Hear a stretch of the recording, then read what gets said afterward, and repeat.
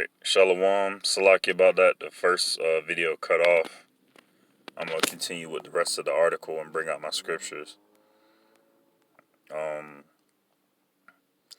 According to the Treasury, Congress has either raised, extended, or revised the definition of the debt limit 78 times since 1960, and it has yet to fail to act. It has yet to fail to act on the debt limit when necessary. Still, Goldman Sachs warned in a note to clients this week that the uncertainty in Washington looks riskier than usual. That means that the investors of this corporation, America, are going to be pulling out their money. They're not going to invest. All right, and we know what happens to a company when there's no investors. It goes under. This kingdom is going to be destroyed. Looks riskier than usual, and it's starting. Okay, just switched. All right. Looks riskier than usual, and is starting to resemble the 2011 crisis that triggered a market correction. If the U.S. defaults, the Treasury would still bring in tax revenue, but a big source of cash, debt, won't be accessible, meaning federally funded programs, including disaster relief efforts and infrastructure funding, could also be halted. The White House wrote in a letter last month, hitting the debt ceiling could cause a recession, officials said. And that recession, they're putting it lightly. That recession is going to be a depression. All right, there's going to be mass inflation. There's going to be a lot of trouble in the middle of America. All right. So in that, I'm going to get my first scripture. This is Psalms chapter 37, verse 21. It says, "The wicked borroweth and payeth not again, but the righteous showeth mercy and giveth." All right, it's a law for us Israelites, the so-called Negroes, Latinos, and Native Americans, that if you have a person working for you and they do a day's work, you pay them that day because they've done the work that you've asked of them. All right, but here in this wicked kingdom, you do the work that they ask of you, and they hold your pay for a week, sometimes 2 weeks. All right, or So that just shows their willingness to do things in their own wicked manner. The wicked borroweth and payeth not again. So they're supposed to pay this money back 78 times and 78 times since 1960. They was like, no, we gonna pay it back later. Oh, no, well, we gonna pay it back later. All right, that's somebody you don't want to lend money to, and they done this 78 times since 1960. So of course, all the investors, all the people who help strengthen America, they're gonna stop. They're gonna be like, nah, bro, we good. I'm gonna bring out my next scripture. This is Proverbs. Slovakia. Proverbs chapter 21. Proverbs chapter 21, verse 25. It's Slovakia. Proverbs chapter 21.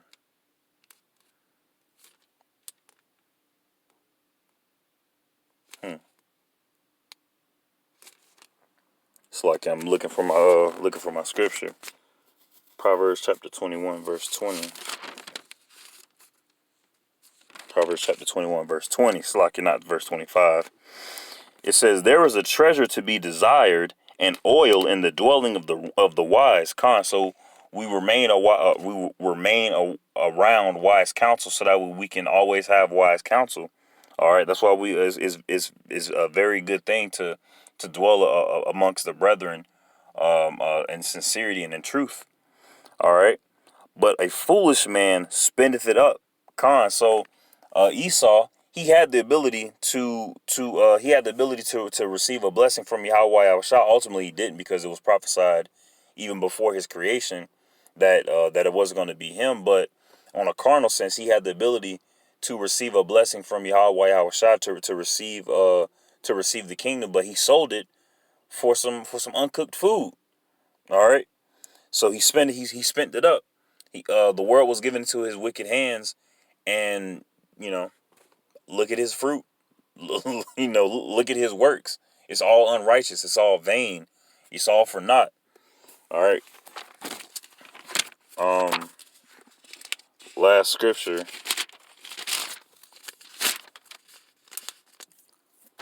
It's Exodus 22. Exodus chapter 22, verse 25. I'm still on car. Exodus chapter 22, verse 25. It says, if thou lend money to any of my people that is poor by thee, thou shalt not be to him as a user, neither shalt thou lay upon him usury. Con, and that's all they've done upon us.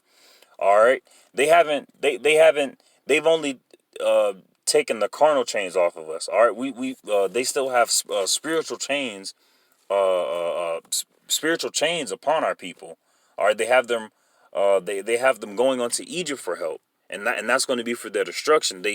Our people still want them for EBT. Our people still want them for Medicare and Medicaid.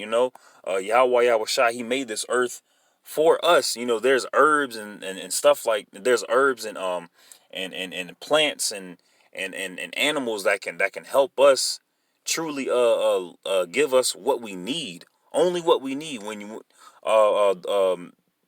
the brother Hanak Sa'an by Yasharallah, he did a lesson some time ago about minimalism, only focusing on the things you need. Yahweh Shai, food, water, shelter. Those are the only four things you need. Five things: Yahweh Shai, food, water, and shelter. Those are the only things you need in this realm. All right, everything else is vain. Everything else is just wickedness. All right, and that's what Esau wants you to focus on. He doesn't want you to focus on the five things you need. He wants you to focus on the million things that you don't need. All right, and right now, his kingdom, Esau's kingdom, Esau's system is being thrown down. All right, is being shattered into pieces. And call Halim Yahweh Shah that we are here in these times to see this. So pray this was edifying. Shalom.